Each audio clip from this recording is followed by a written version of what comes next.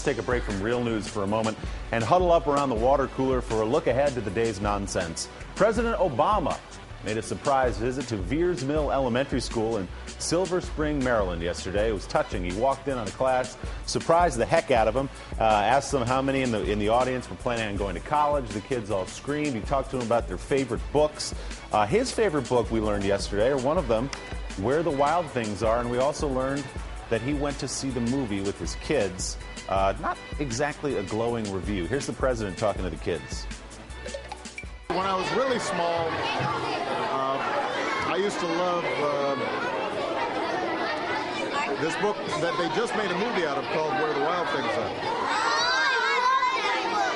That's a great book, right? And so the movie just came out, and we saw it yesterday. And we saw it on Saturday. I thought it was really interesting. He thought it was really interesting. That's not a rave review, but there he is with the kids. Now, there was one a youngster. These were third.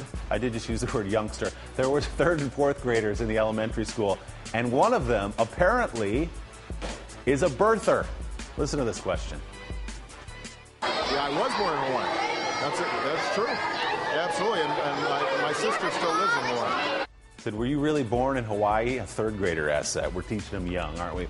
All right, this is a story that really hits home for me. I don't like to talk about it too much, but I was one of the judges at the Miss USA pageant. Thank you. Yeah, I was one of the judges, where I voted personally for Miss California, Carrie Prejean. Right there, you see her right there in Las Vegas back in April. She didn't win, unfortunately. She came up short. You understand, you know about the controversy that followed with internet pictures and her answer to the question about gay marriage. Well, I voted for her based on what I thought were God's gifts. And apparently they were not God's gifts. They were gifts from the Miss California pageant.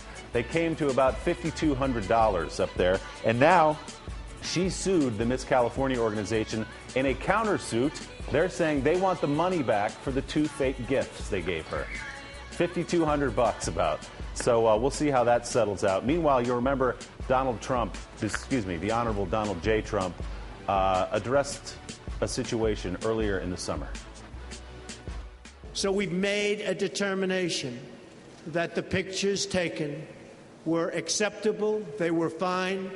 In many cases, they were actually lovely pictures. Talking about some of those internet pictures, and I had to agree, those were lovely, lovely pictures.